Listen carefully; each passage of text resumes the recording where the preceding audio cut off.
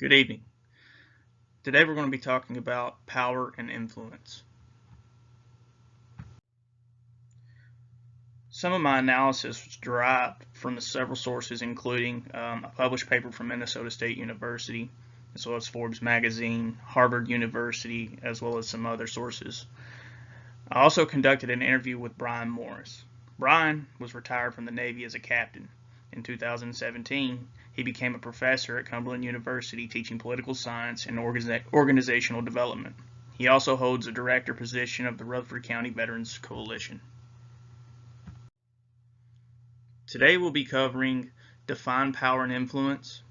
We're going to talk about achieving your goals with power and influence, negative effects and power of influence, and then later we're going to talk about mitigating the abuse of power and influence.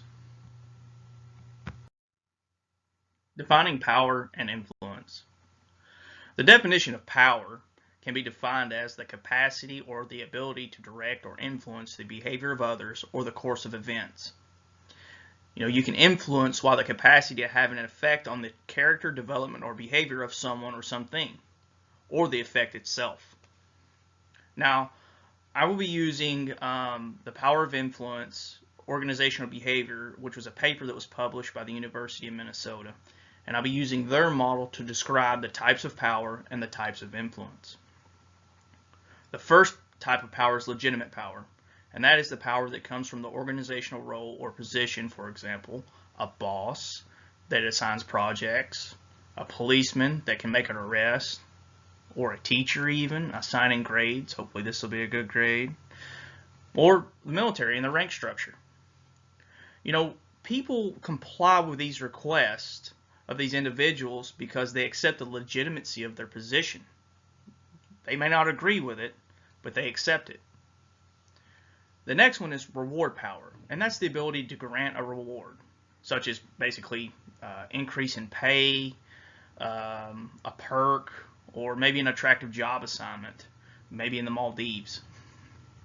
Then you have coercive power, and that is the ability to take something away or punish someone for non-compliance. Coercive power often works through fear, and it forces people to do something that they ordinarily wouldn't do. The next type of power is expert power.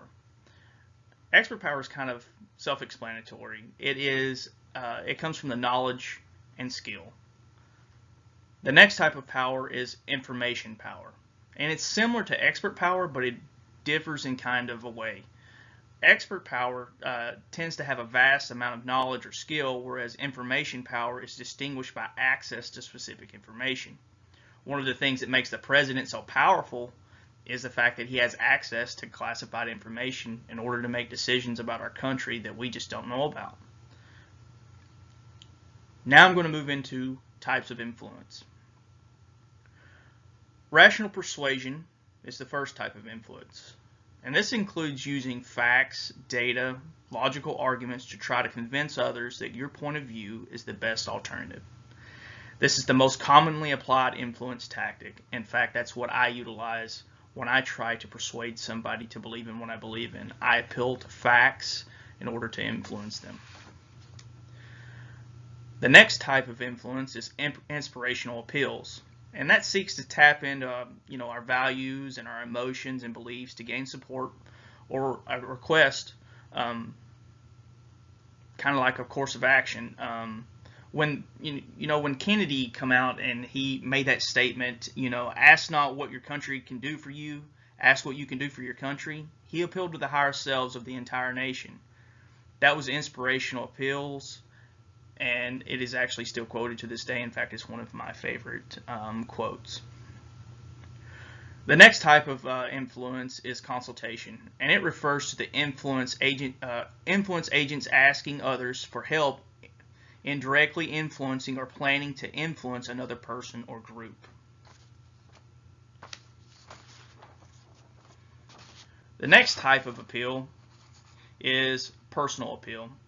And that refers to helping another person just basically because you like them. We all kind of enjoy saying yes to people that we know and like. And then the next type of influence, the last one, is pressure. And that refers to exerting undue influence on someone to do what you want them to do, or else something undesirable will occur. And that's probably very commonly used and the nastiest one to apply. It's very dangerous applying this type of influence.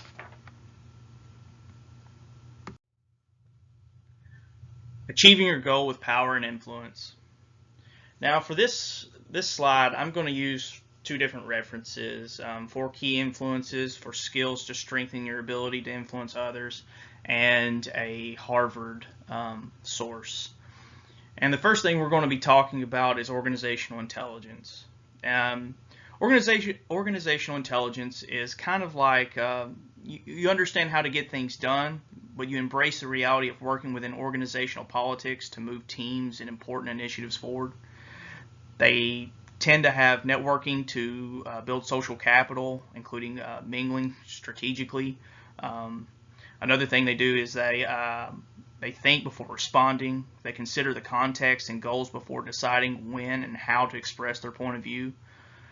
They pay close attention to nonverbal cues, practice active listening, considering how others might feel, and finding ways to appeal to the common good.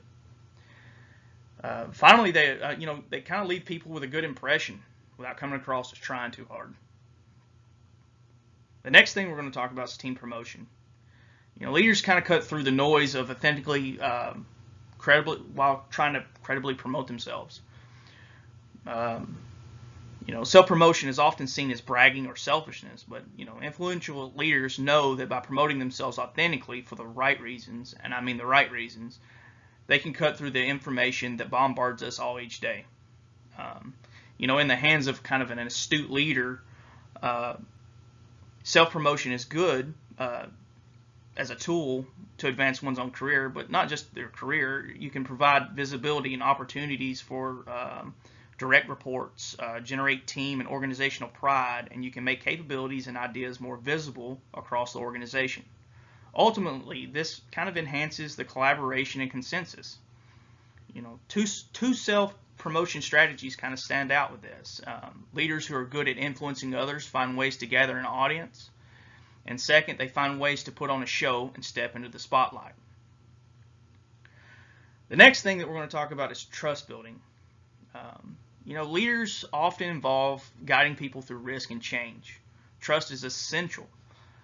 Building and maintaining trust is essential for leading. Without trust, leaders may be able to force people to comply, but they'll never really tap into that full commitment or capabilities and creativity that the group can offer.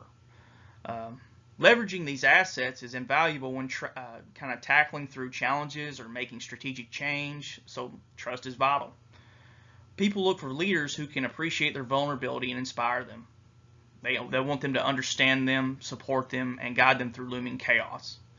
This requires a leader to demonstrate a broad range of expertise and behaviors, some of which might seem contradictory, but when you use it in an appropriate and timely manner, create conditions that foster trust.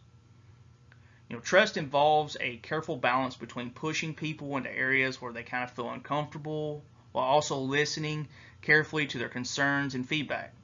Among the many balancing acts, they must work to maintain trustworthy leaders, negotiate between toughness and empathy as individuals struggle with transition, as well as urgency with patience and changes throughout the organization. The next thing we're going to talk about is leveraging networks. No leader is an island. They're empowered by their connections with others. Leaders with expertise in influencing others recognize and cultivate the power of networks. Organizations are increasingly dynamic. They kind of morph in size and shape over time.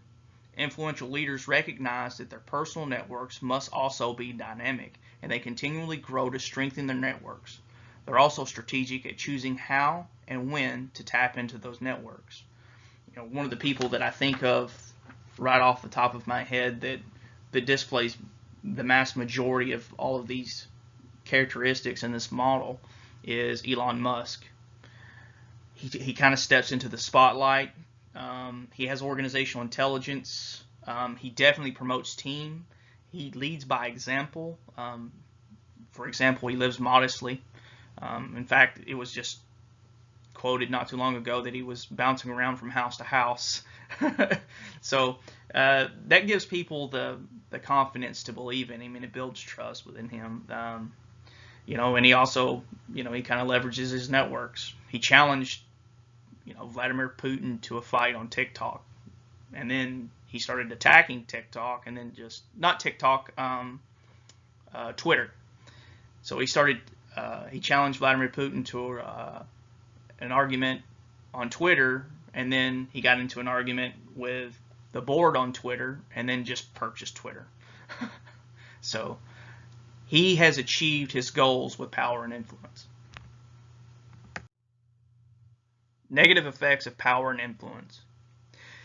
One of the sources I'll be using is Power versus Influence, Knowing the Difference Could Make or Break Your Company. In this, they talk about greed and arrogance and how it focuses on maintaining a position of power to undermine a company's culture. Influence leaders do the opposite. They lead by serving as a mentor, and they inspire others to follow their vision. They're willing to take a back seat if that means helping others with the talent or to get hurt. Negative influence is something that is bad. It's used as a way to hurt people through whatever actions of influence that one can come up with. Negative influences are usually used to gain something that benefits the user of the negative influence.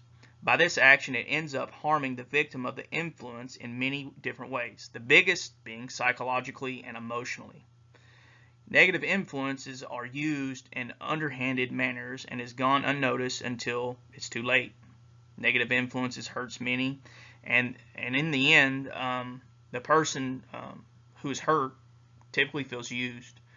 This is why negative influence is bad, and in all cases should be avoided. There are several types of people that I can think of that were negative influence. Bernie Madoff, who took advantage of everybody's investments. Politicians like Anthony Weiner and him using his power and influence. That's one of the things that we don't really talk about with power and influence is sometimes you're a target. And sometimes you'll be put in positions that you can be very vulnerable in. Actors especially. That's why you see adultery is one of the biggest things that goes on with some of these actors. They're rich, they're powerful, they have all these influences, and people are attracted to that naturally. Mitigating the abuse of power and influence. For this slide, I'm going to be talking about my interview with Brian Morris. As I stated, he was a veteran. He was a captain in the Navy.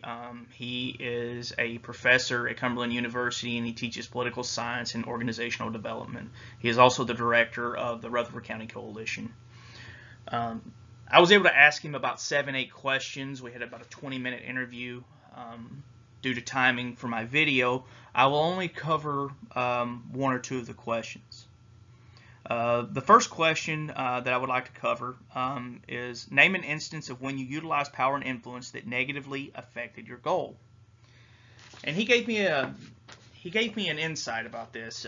He basically stated that when the VFW and Murfreesboro had split, he was the president of one, and then they created a new president to create 2 different organizations, and he made that about himself, and he used his power and authority to get that man removed.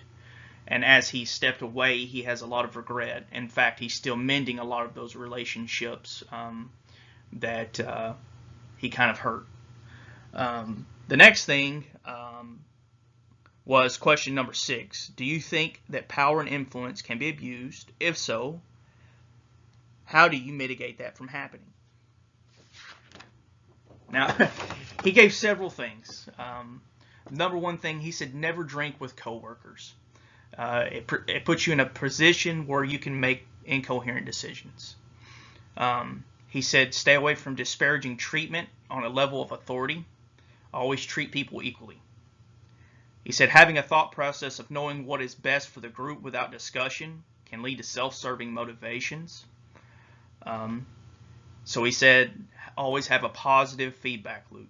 He said having a negative feedback loop, aka yes men, can lead you to a possibility to abuse power due to not being accustomed to being told no. And his final last piece of advice for mitigating abuse of power and influence is always have a devil's advocate. Well, this concludes my presentation. I hope that it was enlightening. I worked really hard on it. Thank you again.